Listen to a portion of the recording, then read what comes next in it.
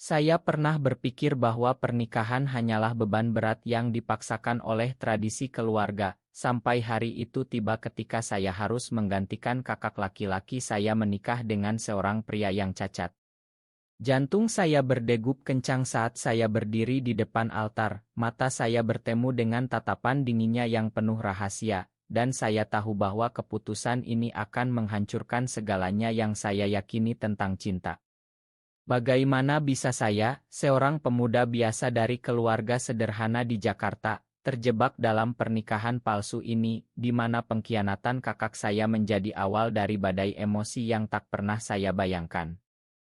Hari itu hujan deras mengguyur Jakarta, tapi badai di hati saya jauh lebih hebat. Saya, Ari, berusia 25 tahun, bekerja sebagai guru sekolah dasar di pinggiran kota. Keluarga kami adalah keluarga Muslim biasa, taat beribadah, tapi di balik itu ada rahasia yang menggerogoti. Kakak saya, Budi, yang seharusnya menikah dengan seorang pria bernama Rama, tiba-tiba menghilang 2 hari sebelum upacara. Ari, kamu harus ganti aku, katanya melalui telepon, suaranya gemetar. Aku tak bisa, aku mencintai orang lain. Pengkhianatan itu seperti pisau menusuk dada saya. Mengapa saya? Karena wajah kami mirip, dan keluarga Rama adalah keluarga kaya raya dari bisnis perkebunan di Jawa Tengah. Pernikahan ini adalah kesepakatan bisnis, bukan cinta. Tapi di Indonesia, di mana tradisi dan kehormatan keluarga di atas segalanya, membatalkan pernikahan berarti malu besar.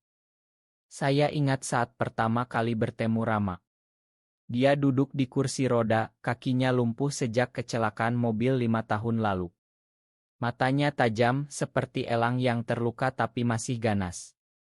Kamu bukan Budi, katanya pelan saat kami bertemu secara pribadi. Saya terkejut bagaimana dia tahu. Wajahmu mirip, tapi matamu berbeda. Matamu penuh keraguan. Saya diam, hati saya bergejolak. Apakah ini awal dari akhir? Saya pikir, mungkin ini hanya sandiwara sementara, sampai Budi kembali. Tapi di dalam hati, saya merasa ada sesuatu yang aneh. Mengapa keluarga saya memaksa? Ayah saya, seorang pedagang kain di pasar Tanah Abang, berhutang banyak pada keluarga Rama. Pernikahan ini adalah jalan keluar. Ari, ini untuk keluarga, kata ibu, air matanya mengalir. Saya mengangguk, tapi di dalam, saya berteriak, mengapa aku harus mengorbankan hidupku untuk kesalahan orang lain?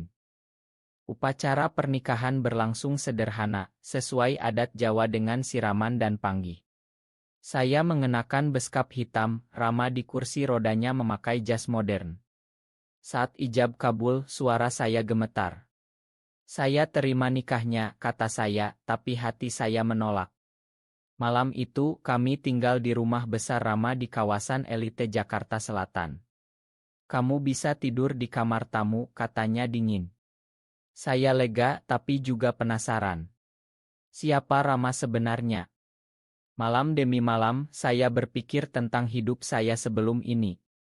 Saya pernah punya mimpi menjadi penulis, tapi sekarang terjebak dalam pernikahan palsu dengan pria yang bahkan tak saya kenal.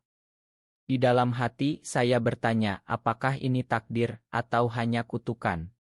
Setiap pagi, saat saya membantu Rama sarapan, tangan kami tak sengaja bersentuhan, dan ada getar aneh yang saya tolak. Jangan berpura-pura peduli, katanya suatu hari. Aku tahu kamu bukan Budi. Saya diam, tapi di dalam, konflik batin saya semakin dalam. Mengapa saya merasa bersalah? Apakah karena saya mulai melihat Rama bukan sebagai beban, tapi sebagai manusia yang terluka? Hari-hari berlalu, dan saya mulai belajar tentang Rama. Dia adalah pengusaha sukses sebelum kecelakaan, sekarang mengelola bisnis dari rumah. Kecelakaan itu merampas segalanya, katanya suatu malam saat kami duduk di teras menghadap taman. Termasuk kepercayaan pada orang. Saya mendengar ceritanya, hati saya luluh. Ternyata Rama pernah dicintai oleh seseorang, tapi ditinggalkan setelah dia cacat. Pengkhianatan itu mirip dengan yang dilakukan Budi. Mungkin kita sama-sama korban, gumam saya dalam hati. Tapi saya tak berani mengakui. Setiap malam saat saya berbaring sendirian, pikiran saya berputar, apakah saya bisa mencintai pria ini? Di Indonesia, di mana cinta sesama jenis masih tabu, ini seperti berjalan di atas api. Tapi getar itu semakin kuat. Suatu hari, saat hujan deras lagi, Rama jatuh dari kursi rodanya. Saya berlari membantunya, memeluknya untuk pertama kali. "Terima kasih," katanya pelan. Saat itu hati saya bergetar, ini bukan lagi sandiwara. Semakin lama, konflik batin saya semakin menggerogoti. Setiap pagi, saat saya bangun dan melihat Rama berusaha mandiri, hati saya perih. "Mengapa aku merasa seperti ini?" tanya saya pada diri sendiri. "Ini bukan cinta," kataku berulang kali, "tapi hanya rasa kasihan." Tapi di dalam, saya tahu itu bohong. Rama mulai membuka diri. "Dulu aku suka mendaki Gunung Merapi," ceritanya suatu sore, matanya menerawang. "Sekarang aku bahkan tak bisa berjalan." Saya mendengarkan dan untuk pertama kali, saya berbagi tentang mimpi saya. "Aku ingin menulis novel tentang kehidupan di Jakarta," kata saya. Dia tersenyum tipis. "Mengapa tidak mulai sekarang?" Dorongannya membuat saya ragu. Apakah dia peduli atau hanya ingin mengisi waktu? Pengkhianatan Budi masih menghantui. Suatu hari Budi menelepon. "Ari, makan aku. Aku di Bali sekarang dengan kekasihku." Amarah saya meledak dalam hati. "Kamu egois. Kamu tinggalkan aku di sini." Tapi saya tak katakan itu. Saya hanya diam dan setelah itu saya menangis sendirian di kamar. Rama mendengar. "Siapa itu?" tanyanya. Saya bohong, "Teman lama." Tapi dia tahu. Malam itu kami berdebat untuk pertama kali. "Kamu menyembunyikan sesuatu," katanya tajam. Aku juga. Konflik itu membuat hati saya semakin berat. Di dalam saya berpikir, apakah saya pantas bahagia, sementara keluarga saya bergantung pada kebohongan ini. Perlahan hubungan kami berubah. Saya mulai membantu Rama lebih dari sekadar kewajiban. Kami pergi ke pasar malam di Jakarta, saya mendorong kursi rodanya melewati keramaian. "Ini pertama kalinya aku keluar setelah lama," katanya. Senyumnya membuat hati saya hangat. Tapi di balik itu ada ketakutan. Apa kata orang? Di Indonesia, pandangan masyarakat tentang hubungan sesama masih penuh prasangka. Suatu hari, tetangga bergosip. "Itu suami-suami aneh," bisik mereka. Saya mendengar dan hati saya sakit. "Mengapa dunia begitu kejam?" gumam saya dalam hati. Rama melihat perubahan saya. "Jangan pedulikan mereka," katanya. Tapi saya tak bisa. Konflik batin semakin dalam, apakah cinta ini layak diperjuangkan? Suatu malam saat listrik padam karena hujan, kami duduk dengan lilin. Rama bercerita tentang masa lalunya. "Aku pernah mencintai seorang pria, tapi dia pergi setelah kecelakaan."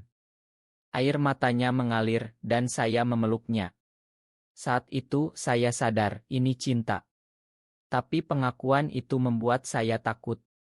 "Apakah aku siap menghadapi dunia?" tanya hati saya. Hari berikutnya, Budi muncul tiba-tiba di rumah. "Aku kembali, Ari. Aku ingin ambil alih." Pengkhianatan kedua ini seperti petir. Rama mendengar semuanya. Matanya penuh kekecewaan. "Jadi ini sandiwara," katanya. Saya panik, hati saya hancur. "Tidak, Rama. Aku." Tapi dia pergi meninggalkan saya dalam kegelapan batin. Kedatangan Budi seperti bom yang meledak di hati saya. "Mengapa sekarang?" teriak saya dalam hati, sementara di luar saya berusaha tenang. Rama menarik diri, tak mau bicara. Setiap hari, saya merasa seperti orang asing di rumah sendiri. "Ini salahku," gumam saya berulang kali. Pengkhianatan Budi bukan hanya pada saya, tapi juga pada Rama. Budi bilang kekasihku meninggalkanku jadi aku kembali. Egoisnya membuat saya muak. Tapi di dalam ada rasa bersalah, apakah saya seharusnya bahagia karena ini kesempatan untuk bebas? Tidak, karena hati saya sudah terikat pada Rama. Saya mencoba mendekati Rama. Makan aku, kata saya suatu malam. Dia diam, matanya dingin. Kamu bohong dari awal. Kata-katanya menusuk. Saya ceritakan semuanya, hutang keluarga, pengkhianatan Budi. Aku tak pernah berencana jatuh cinta, kata saya, suara gemetar. Dia terkejut. Cinta, ulangnya. Saat itu emosi meledak. Kami berdebat hebat. Kamu hanya kasihan padaku, teriaknya. Tidak. Aku mencintaimu karena siapa kamu, balas saya. Konflik itu membuat hati saya semakin perih. Di dalam saya bertanya, apakah cinta ini terlalu rapuh? Hari-hari berikutnya penuh ketegangan. Budi mencoba meyakinkan Rama. Aku yang seharusnya di sini. Tapi Rama menolak. Pergi, katanya dingin. Budi marah dan dia mengancam akan ungkap rahasia kami ke keluarga. Ini akan hancurkan semuanya, katanya. Saya panik. Di Indonesia, di mana norma sosial ketat, ini bisa berarti pengucilan. Hati saya bergejolak, apakah saya harus melawan atau menyerah? Suatu sore saat saya duduk sendirian di masjid dekat rumah, saya berdoa. Ya Allah, beri aku kekuatan. Tapi jawaban tak datang mudah. Perlahan, Rama mulai melunak. Suatu hari, dia memanggil saya. Aku percaya padamu, katanya pelan. Kami berpelukan dan saat itu, cinta kami semakin dalam. Tapi ancaman Budi masih ada. Malam itu, Budi datang lagi, mabuk. Kamu curi hidupku, Ari, teriaknya. Kami bertengkar, dan Rama ikut campur. Ini bukan tentangmu lagi, kata Rama. Budi pergi, tapi dia janji akan balas dendam. Hati saya gelisah, apakah ini awal dari kehancuran? Emosi semakin berat, setiap malam saya tak bisa tidur, memikirkan masa depan. Ancaman Budi seperti bayang-bayang yang tak hilang. Setiap hari, saya merasa cemas. Apa yang akan dia lakukan, tanya hati saya berulang kali. Rama mencoba tenangkan saya. Kita hadapi bersama, katanya. Tapi di dalam, saya tahu ini ujian besar. Cinta kami semakin kuat, tapi dunia luar semakin kejam. Keluarga Rama mulai curiga. Mengapa Budi muncul lagi, tanya ayahnya. Kami bohong, tapi hati saya perih. Pengkhianatan ini seperti racun yang meracuni segalanya. Suatu hari, Budi benar-benar bertindak. Dia kirim surat ke keluarga Rama, ungkap bahwa saya pengganti. Chaos meledak. Ayah Rama marah besar. Ini penipuan, teriaknya. Rama membela saya. Aku mencintainya, bukan Budi. Pengakuan itu mengejutkan semua. Di Indonesia, di mana pernikahan sesama jenis masih kontroversial, ini seperti bom. Keluarga menolak kami. Pergi dari sini, kata ayah Rama. Kami diusir, hanya bawa barang sedikit. Hati saya hancur, apakah ini akhir? Kami pindah ke apartemen kecil di pinggiran Jakarta. Hidup susah, tapi cinta kami jadi penopang. Aku tak menyesal, kata Rama setiap malam. Tapi di dalam, saya ragu. Apakah aku pantas membuatnya menderita, gumam hati saya. Konflik batin semakin dalam, emosi seperti gelombang yang tak berhenti. Suatu malam, Rama sakit parah. Kakinya ineksi, kata dokter. Saya rawat dia, tapi hati saya takut kehilangan. Jangan tinggalkan aku, bisik saya. Saat itu, cinta kami diuji benar-benar. Budi muncul lagi, kali ini dengan penyesalan. Makan aku, Ari. Aku salah. Tapi terlambat. Pengkhianatannya sudah hancurkan banyak. Saya makan dia, tapi hati saya masih sakit. Emosi semakin berat, setiap hari seperti perjuangan. Rama sembuh perlahan dan kami mulai bangun hidup baru. Tapi bayang pengkhianatan masih ada. Kehidupan baru kami penuh tantangan.